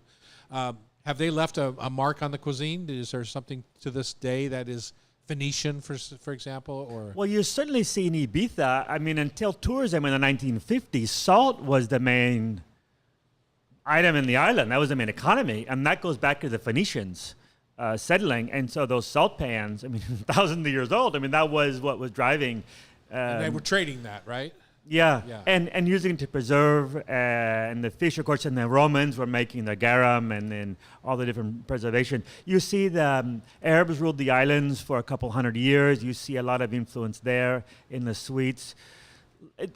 You start peeling back layers. You can see all that, but it's very hard to pinpoint many of these dishes to say, yes, this is, a medieval Jewish dish, or this was an Arabic dish, because of the way they're kind of evolving. So you get, say, sobrasada, which is the great soft, spreadable pork sausage that is just kind of everywhere. Uh-huh. And that goes back to the Romans, but of course now you see it's full of paprika. Well, that came much later, and it's paprika is the most important or most identifiable part of that sausage for its flavor, but it was added obviously much later. But you would never think of sobrasada as being kind of pale colored, but originally it used to be. And so you start kind of peeling all that back. Ensaimada is another one of these great traditional and very famous items in Mallorca, one of the most famous. It literally means enlarded. Ensaimada, saim is an ancient word for lard. Some people say this is probably an old Arab dish. Maybe, but obviously with the lard it wasn't. Yeah, the Arabs would eat pig. that Still back then they wouldn't eat pig, right? So right. So that could have been added later. Lard or eating pork products became a way after the Reconquista, when the Spanish and the Christians took the islands back over, a way of saying we're Christian. Or was it added because lard makes it flakier, or for the flavor, or because that's what they had?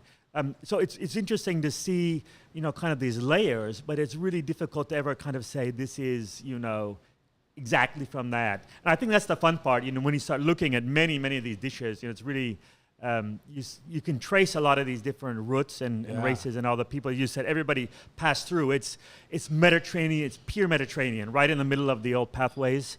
And everybody that came through conquered it for a while, and they came and they went. How has the kind of explosion of tourism, I would say, affected the cuisines? Because in my mind, Ibiza and Mallorca are like the summer tourist destination party. For all of Europe. Yeah, Yes. UK. exactly. Yeah. A lot of people, when they go, they don't fully understand that they really have their own distinctive cuisine and culinary traditions because they're eating in quite international places. What I see, for instance, now in Menorca, avocado toast is everywhere. But that's an addition as opposed to a substitution for the local cuisine. You're getting a lot more international things, of course, and restaurants and chefs, but that traditional cuisine remains absolutely beloved. My Menorcan friends could truly think of nothing better than Menorcan food. And so I'm not seeing a lot of that disappearing yet. It's still the home cooking, luckily. So we're getting a lot more, as you said, the international, and Ibiza, of course, is the byword for summer. It's Europe's summer playground or summer island. And the book has been, especially the French edition, is doing. There's a lot of press in France saying, "Wow, we've been going to the islands, but we didn't fully realize these culinary traditions going on in the islands." Because if you go for a week, you don't necessarily have time to pick that up, or you're not eating in people's houses, or you're international restaurants. So that's been quite interesting. The response that's coming back because of the book, Right. and for the English people, that love the islands, again, not fully picking up on those deep, traditions really rooted in the land and what they can grow. It's interesting. It's always interesting for me as somebody that grew up in the States and grew up in kind of in a big city in the States.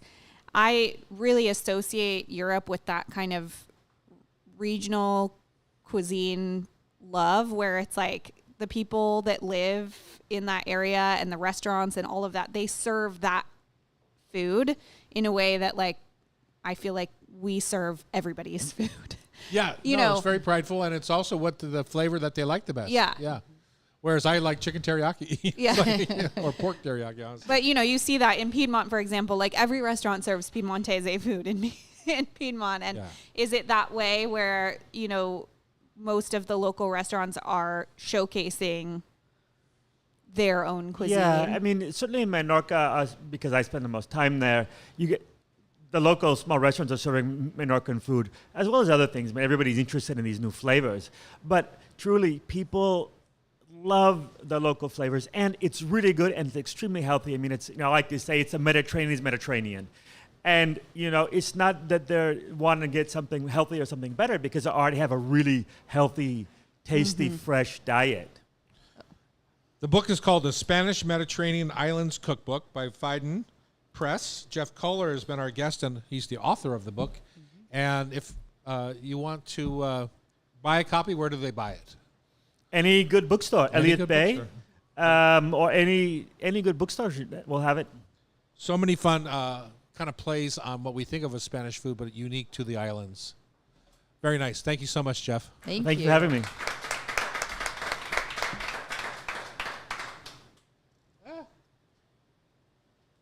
Lost my place. Page 5. Vetmeyer? Vietmeyer. Yeah, hold on one second.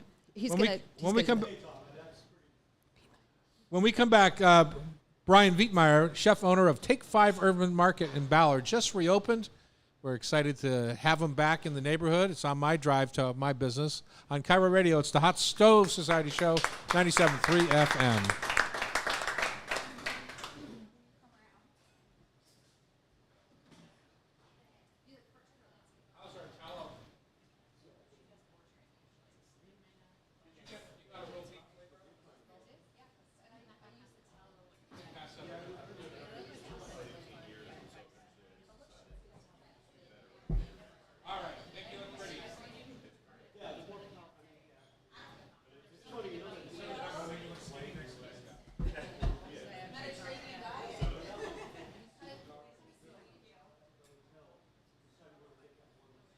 I also find that fun, like you said, that we serve everybody's food. We feel like it's our own. Yeah. Owning a cuisine, I think, in a way that. People are really proud, but even my wife, who's Catalan, I think she cannot imagine any food better than Catalan food. Really? My kids are a little different because they only want Asian food. And some people always ask me though, like, oh, I want to eat in some restaurant where there's only locals. I know a great Korean place because if You're you go out going for that, out, you're going out you for go out for something that, different. Yeah, because you know that they interesting. make it at home. So Yeah. that's typical everywhere though. Yeah, But interesting. Here no, because here you're Here making is everything at home. Yeah, interesting.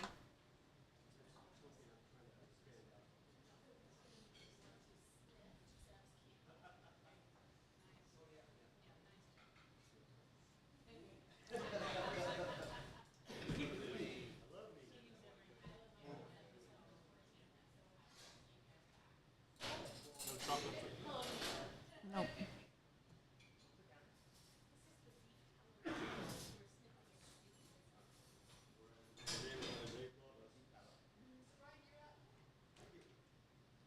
Have you been getting these DMV texts? It's constant. I saw it in the paper the other day, but I've been getting them for a couple months.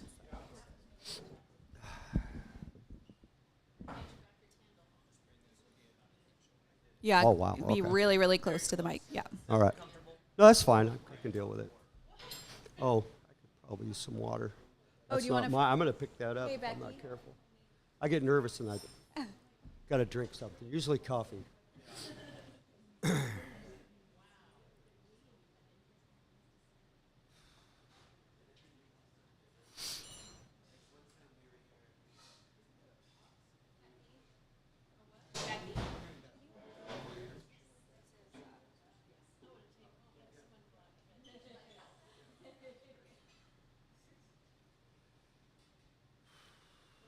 So excited to be back open. I talked to you the other day.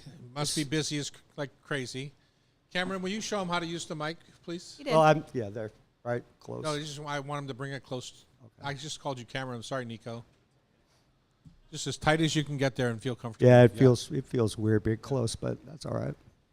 I can manage. It's kind of like this. You hear this? Oh yeah. And you hear oh, this. Yeah, I So, know. yeah. I know. And that's the way it sounds in somebody's car, too. It's like, Okay.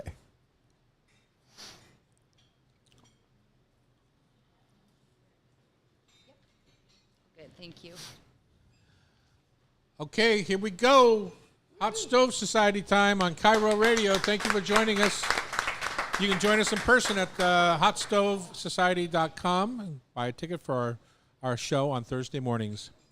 Brian Vietmeyer is here. He's chef owner of Take 5 Urban Market, a local legend that we're happy to have back after a little gas leak explosion. Little is maybe an understatement. Oh my Well, gosh, the building you guys. stayed up, which was better than what happened up on Greenwood, huh?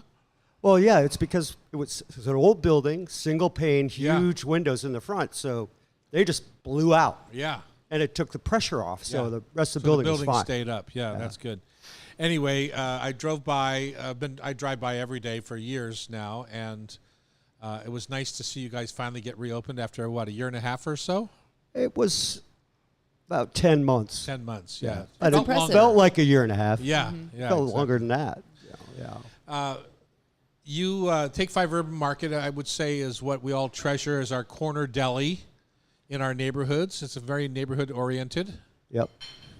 People from the East Coast, they call us a bodega. Uh-huh. You know, I had to look that up. I wasn't sure what a bodega was, but you know, so not really East Coast. More like a Seattle bodega. Yeah, you know. exactly. Yeah. I spent my whole life here cooking in kitchens here, and you know, have the Northwest influence and all that. Tell us about that a little bit. About my About career. your background. Yeah, you're a chef. Oh, I was chef just thinking career. about it. You know what's interesting is my career started making sandwiches. High school, McDonald's right there in Ballard. Uh-huh. I was the grill master. You know, I was always there at dinner just flinging hamburgers like Right. crazy. Right. And you mentioned my breakfast sandwich. That's interesting, too, because I made one of the original Egg McMuffins. Did you? Yeah, they brought the test kit to me, high school kid, Uh-huh. and say, we're going to do this on Saturday. Figure it out. Wow. Wow. So, you know, and you're right. Runny eggs, I'm not into the runny egg yolk in a breakfast sandwich. Well, it's just hard to eat. Yeah, it's hard to eat the Yeah. sandwich. Yeah. Gets all over you. Yeah, exactly. So you started So- with the Egg McMuffin, and then you went to fine dining. Tell us a little bit about that before Yeah, you well, circled you know, I back. kind of went from there to some sort of local, like, waterfront type restaurants and whatnot, and worked my way up the line. And then, yeah, I hit a point where, you know, I decided this is what I wanted to do. Right. You know, I really enjoyed it. We talked about kitchen culture and all that, and the camaraderie, and the challenge and the excitement. So I decided I want to do this for my life. So I lost the job because Restaurants Unlimited closed the restaurant down for a remodel. Sure. They transferred a few people, but I kind of was not in that. So I was like, okay, what am I going to do? Where am I going to go? I made a list of places, and I just started walking resumes around. Uh-huh. First hit was 13 Coins. I spent about a week there, That's a classic I thought it was Seattle gonna be saute cool. house. Yeah. right? I mean, I'd work with some guys that worked there, and they could take that saute pan and flip it up in the air with the flame. Yeah. I learned how to do that. Yeah. You know, they taught me. I thought it was cool. But I get a call from the Four Seasons Hotel. And I'm like, oh, I got to check this out. Yeah, for sure. So they hired me, and I'm like, okay, I think this is going to be a little better. Sorry, 13 Coins. I didn't walk. I gave my Sure. notice and all that. But then it was 12 years at the Four Seasons. So are you good oyster shucker? I taught the one-time world champion oyster shucker how to shuck oysters. Really? Yeah, he was a good friend, good partner. Hok Song Ki was his name, from Cambodia. And If he's he was available, my I'd like dishwasher. to talk to him. What's Half that? If he's shell. available, I'd like to talk to him. You know, I lost contact with him. You know, my first job was at the Hotel DuPont in Wilmington, Delaware, in the restaurant business, shucking oysters. And today, it's my most often job down at Half Shell, shucking oysters. So I hated it then. I love it now. Yeah. What's funny, we had a customer who has property on Hood Canal bring us some oysters the other day, and they just sat in the walk-in. And my wife, Rebecca, she just loves them, and I love them. So we kept forgetting to take them home. Rah. And so one day she brings them out. She said, we just got to eat these, just shuck these. And all I had was a little cheap paring knife, you know, but I still was able to pop those suckers. And boy, Got they them were open. good. You still have your fingers. Oh, they're all there. So tell us about the favorites at Take 5 Urban Market. I already said to people that I like the turkey pot pie the soup. pot pie soup, yeah, that has an interesting origin and all. But, you know, as far as our sandwiches go, our Reuben sandwich is pretty popular. You know, I call it a Take 5 Reuben. So then when somebody from the East Coast tells me, oh, this isn't a Reuben, I'm like, well, no, it's not. You're right. It's a Take 5 Reuben. And how's it different? Not that huge pile of meat, first of all. I think that's a little too much to get the mouth around. And then I use a coleslaw instead of sauerkraut. And, you know, the cheese is more melty because I put it in the oven to melt the cheese and pull it out, put it on the griddle. Yeah. I mean, one of the things that makes our sandwiches good, I think, is the bread I use. I mean, I use Grand Central Bakery, and I have from the beginning, and I don't think I could do it without them. It was interesting coming back because I hadn't talked to anybody down there, and they're like, their staff had completely turned over. Oh, really? They had no idea who I was, you know, and we buy a In lot of only bread year. from them. Yeah. It took them about a week, and they're like, oh, okay, this guy's a legitimate customer. Because I started to order more and more bread because you're right, we were Right. very busy. Yeah. I had to keep calling. I need more, and it's a 2-day order, you know, so challenging, but we got it figured out now. What's So- your favorite thing on the? So when you're Oh, that gonna have question. lunch, what's your favorite? That question. You know what it is? Turkey pot pie soup. Really? With dog. So, did you say there's a story behind that? It's just easy to, it's quick. You can Yeah. just grab it and eat it. Yeah. You know. I'm sorry. Is there a story behind it? Well, yeah, it kind of started out as a soup of the day because, you know, we sell a lot of turkey and we have the end cuts from the turkey. And I'm like, I got to figure out a way to use these. I always wanted to make a pot pie, but, you know, we do takeout. How do you, and it's got to be quick. How do you make a pot pie, you know, and cook it and get it hot and then send it for takeout? I could never quite figure that out. So I one day I had a brilliant idea to make a soup and just make the pie crust separate, roll it out, and bake it off, and then just put it on top as a garnish. And it became very popular. People started asking, so we put it on the menu. But the real story is I happened to have that as my soup of the day. I get a call. My dad is in the ICU. He had a medical emergency, and it didn't look good. So I'm rushing out. I got to go be with my family. I'm like, wait a second. We're going to be in the hospital really late. Everybody's going to be really hungry. So I grabbed some of that on my way out the door. You know, and so, yeah, here we are sitting there at midnight. My whole family is in his room. And I'm like, anybody hungry? And everybody's like, oh, my God, yeah. I said, I got you. I went out to the desk and said, you guys got a microwave? Oh, yeah. You guys got some coffee cups and some plastic spoons? Yeah, we can arrange that. So then I microwaved a cup of Popeye soup Cup for at my a whole time. family. Yeah, exactly. It was very comforting in that situation that Yeah. wasn't comfortable. I like how your brain went to nurturing. You know, you love food and you love nurturing people with food, and that's what you got to do. Oh, right? Yeah, I mean, I love that. that's one of the things I really like. I mean, where I'm at now, I'm standing there. You see me, Tom, back there. Yeah, sure. You know, and so I interact with the customers. And what I love And to your see. wife's on the register. Yeah. Yeah. Yeah. I mean, I talk to people over the line. I get accused of yelling, but I mean, that's the only way I'm going to be heard over the noise. But what I love to see is a new customer come in, you know, and they look, I'm like, because I watch people. I love to watch people. And they got this look on their face like they're having a bad day or whatever, or they're not sure about what it is we're going to be doing. But sometimes I keep looking if they're eating there.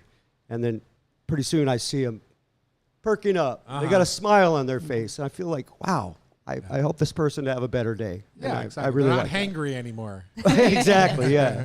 Another thing you shared is that you really enjoy teaching new folks, the kids that come in if it's their first job, or you really like that mentorship. Yeah, I just, I'd like to say finished raising a young man. He's about turned 22. He still lives with us, goes to Congratulations. college and all. And he's been working for us for a long time on the front of the house. But he has some really good friends who are, they're like my kids, like his brothers. They hang out at our house all the time. And one of them, Colby, when they were during the pandemic and they were having to do their school at home online, they all took this culinary class together. And, you know, I have my kitchen set up pretty well, so that's where they decided to do their projects, right? The project was they had to drive through the parking lot, and the teacher would give them a bag of ingredients and a recipe, and then they had to cook it and take a picture of it to turn in the assignment. Uh-huh.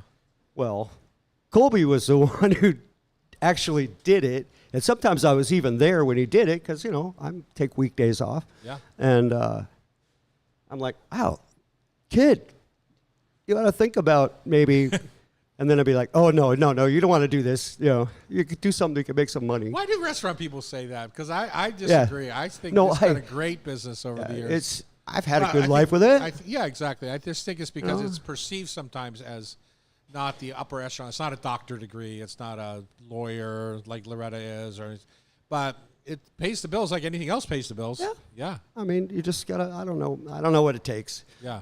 but I happen to get there. I've had a good life. Yeah, exactly. And I'm really enjoying it now. But so getting back to Colby, you know, they get out of school and they're hanging out at my house all the time, and I kind of see Colby moping around, and I hear he's driving for DoorDash. That's what he's doing to make money. And I bugged him a couple times. I'm like, dude, anytime you want a job, just come see me. I'll give you a job. I'll make room for you. You know, Right. I can always start him. anywhere, part-time or whatever.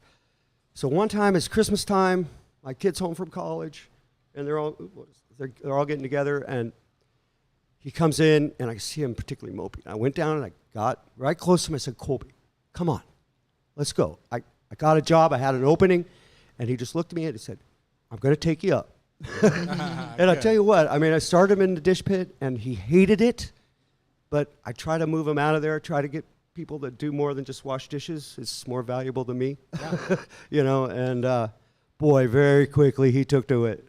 And within 6 months, he's on the line, and he's going hard like everybody else. Yeah. And, now coming back, I've got 2 sous chefs above him, but I tell you what, if something happened, I mean, he'd be the next in line to go up. And he's Perfect. Good 20 job. Yeah. Yeah. And it's very rewarding. I Yeah. really Makes you really feel enjoy it. good and him. So yeah. that's awesome. Yeah. Brian Vietmeyer's been our guest. He's the chef owner of Take 5 Urban Market in Ballard, right on 8th, Northwest 8th. 8th. And if you want a landmark, it's just north of the Goodwill. That's at Correct. 65th Yeah. and 8th. So that's a landmark. I know it's a landmark because it's busy at that store. So go up, say hi, and enjoy the neighborhood feel of the Take 5 Urban Market. Thank Congratulations Yeah, on you're the welcome. reopening. Thank you. Yep. you, Brian. Time for food for thought, tasty trivia right here on the Hot Stove Society Show, Cairo Radio 97.3 FM. Awesome. All right, Larry, you ready? Okay, and Larry, where are you from? Port Orchard. Okay.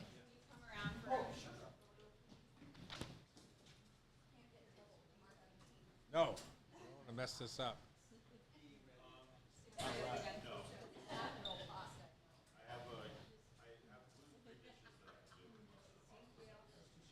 I like talking about the industry. Me too.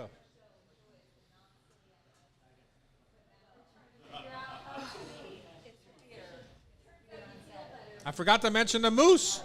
Oh, that's so I'll do good. it in this segment.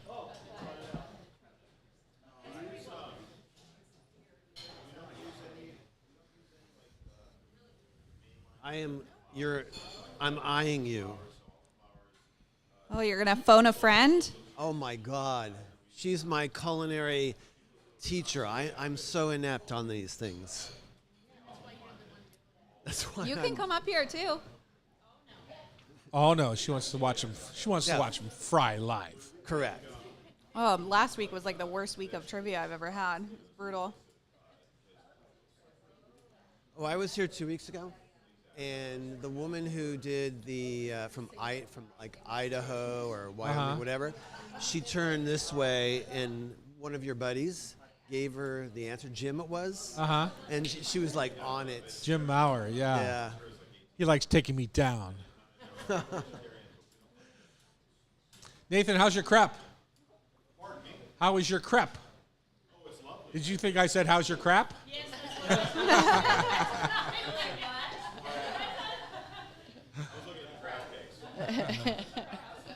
It's your French accent. Crepe. Yeah, that's my French accent. It's true. We are back here in the Hot Stove Kitchen on Cairo Radio, eating some delicious chocolate mousse from the Take 5 Urban Market. Super tasty. I've had a very busy show, lots of food taste today. Are you guys full? Yeah. Oh. Good. I'm glad you're going to leave here satisfied. Never been satisfied. Remember that song from Hamilton. Hamilton? Yeah. Woo, that's a good song. Good one. We are going to play some trivia, and it's brought to you by Rub with Love Spice Rubs. If you're traveling this summer, be sure to take some Rub with Love to your host. At SeaTac Airport, you can stock up at Maiden, Washington in the Sea Concourse, or multiple locations of the Dufree stores, which is duty-free, by the way. Dufree stores. Becky. Yes, Tom. How do we play this game that is everyone's favorite? Okay, well, each of you will get 5 questions, and we have a lovely audience member, Larry, from Port Orchard. You got it? Awesome. So he's brave, and he's excited to go after Loretta. And then Aw. and then the winner will get we'll pick someone from the audience, or Larry will get a 3-pack of spice blends from the It's gift my shop. birthday. It's your birthday. Happy birthday. So I no have a matter, feeling I know who they might pick if they win. So, All right, Loretta, you ready? You know, this is a little known fact, but my car that I drive, I bought in Port Orchard, a gray Chevrolet. Really? Yeah. Little How about known hot fact there, Dad. It'll be there on you go. trivia next week. Everybody's It's been the wondering. last time I was in Port Orchard, the only time I was in Port Orchard. Okay, Loretta, first one's true or false. The Star Spangled Banner was written to a tune of a drinking song. Is that true or false?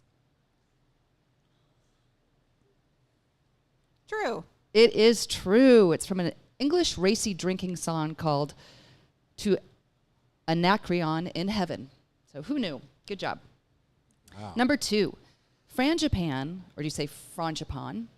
Frangipan, stars in French favorites like Galette des Rois and Bostock. You're the one who speaks French. What's going on here? Well, I don't know if you want to say it the French way or how people... French way. French way. Frangipan. Frangipane. What ingredient gives this creamy filling its signature depth and aroma? It's nuts. I think it's almonds. It is almonds. Good job. All right, number 3. It's what? the same as marzipan. That's what I they was use. debating almonds or hazelnuts. Oh, that's a good point. Yeah. Well, good job. What country is most associated with the beloved dumplings called pierogi? Russia? Poland. Poland. Russia is the pelmeni. Pelmeni, yeah. Pelmeni. I might have said Hungary also. Yeah, it's a tricky one. Okay, number 4. Which elegant French fresh fish dish, lightly floured, bathed in brown butter, and traditionally filleted tableside, was the first French meal that Julia Child had in France, an experience she later described as a culinary revolution? Ooh, I know this one. I think it's Your your mom's mother favorite. loves it. The Saulmoniere. Yeah. Saulmoniere it There you is. go. Good job. Okay, final question. The Stars and Stripes, Melody, and Sangria are variety names for which type of popular fruit associated with the 4th of July? Say it again. The Stars and Stripes, Melody, and Sangria. Watermelon? Watermelon it is. 4 Wow, out of good 5. guess. Yes. 4 out of 5. That's a little improvement from last week. Oh, man. Last week was ugly. Okay, Larry, you Okay. ready?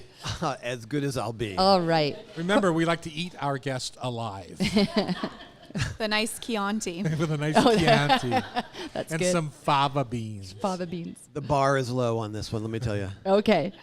First question. Mozzarella was originally made from the rich, tangy milk of southern Italy's water buffalo. But after World War II decimated the herds, what more widely available milk became the standard for mozzarella, especially as the cheese gained popularity in New York City? So go for what's the question? What kind of milk? Sheep. It's cow's milk. Oh. Cow's milk. But Did you know? She didn't know. Okay. did your wife not help you? That was very accusatory. Okay, here's kind of a tricky one. Oh, no. What was the last one? It was cow's milk. I knew that, but it was tricky. Number 2, a recipe calls for diamond crystal kosher salt, but sadly, all you have is Morton. What key adjustment should you make to keep the seasoning on point? Ooh. I'm looking to my left. In cool temperature. You want to use less salt. Or just by weight. You want to go by weight. There you go. Morton is denser and saltier by volume, so about half as much will do the trick to avoid oversalting. Okay, number 3. You're going to get this. Oh, good. This This tart... is my favorite guest in a long time. It has been rough for you, hasn't it? This tart green fruit wrapped in papery husk was first domesticated by the Aztecs and remains a staple in salsa verde. What is it? You said Greek food. Green. Oh, a green food. It's got a little husk around it. Ah, it's like a chili. So what are you going to... What? It reminds me of me. Oh, a tamale. No. No, what are you saying? Close. Tom Atio. Tomatillo. Tomatillo. Ay, Okay. I All right. know that. Okay, multiple The choice. audience is hurting him right I now, know- not helping him. My God. I was going this way. Okay. Number 4, which of the following best describes percebes, which is spelled Percebes? It's a beloved delicacy in Portuguese cuisine. Is it A, seaweed wrapped mussels aged in port wine? Or is it B, barnacles clinging to the wave battered cliffs? Or is it C, sea cucumbers found in the Algarve caves? I think it's B. Barnacles it is. That was Gooseneck. Yeah, awesome. good job. Gooseneck Thank you barnacles. so much. Final question. Oh, this is collaborative. I love it. For Independence Day barbecues, do Americans spend more money on their condiments or their chips and dip? Oh, one more time. I need more time to think You about bet. that one. For Independence Day barbecues, do Americans spend more on their condiments or chips and dip? I see a lot of nods. I'm going to go with condiments. Condiments it is. Good Oh, job. good. 2 Look out at of 5. Okay. You got a chance. Yeah, I sure do. Low bar, as I said. Okay. First one. Salmorejo. Let me do that over again. Nico, you got that? And Sean, you can clean me up here? Number 1. Spanish salmorejo, often called gazpacho's sophisticated sibling, is thicker, creamier, and served with toppings. What Cree ingredient gives it that velvety texture and set it apart for its lighter relative? Shoo. Eggplant. Bread. Bread. Bread. There was a big article in New York Times about it. It was a big I'm not fancy a thing. gazpacho Duh. person. There was an article about it. Can't believe you didn't read it. Can't believe it. Number 2 is multiple choice. How did Salisbury steak get its name? Was it? Do you know this? In the cafeteria at Salisbury College in Maryland, Salisbury, Maryland. Nope. It was named by Dr. James Salisbury, who invented it as part of a diet for patients. At a hospital at the college of Salisbury, Maryland. Okay, sure. Number 3, true or false? Some food-grade dyes are used in pyrotechnics to color flames and 100% sparks. true. 100% true. You got that one. Number 4, does abbinamento, it's an Italian word, does it refer to a cooking technique, a type of pepper, or a concept? Rick Steves talked about this when he was here. He sure did. Abbinamento. And were you listening? It's a culinary concept. It is a concept. It refers to the art of pairing food and wine for a harmonious match of flavors. Classic examples would be Parmigiano Reggiano with balsamic vinegar or prosciutto with melon. So I love that word. I don't know how to say it very well, but I love Yeah. it. I have trouble.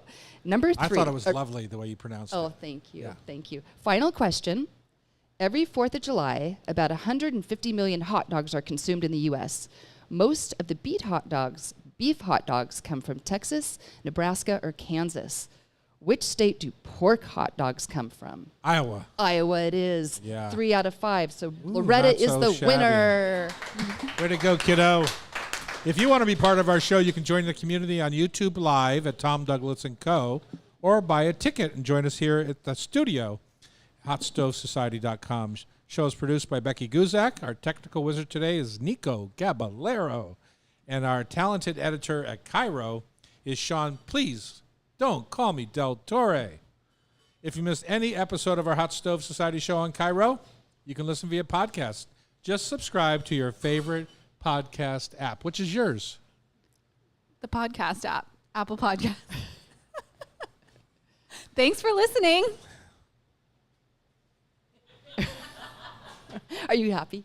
Well, I know. totally busted her because she had no idea which. No, the Apple You get me. Podcast app. You're supposed to say Cairo. Cairo's app. But you stuttered. You couldn't quite get there, Oh, well, I didn't which is expect what you to say ask to me me. every week.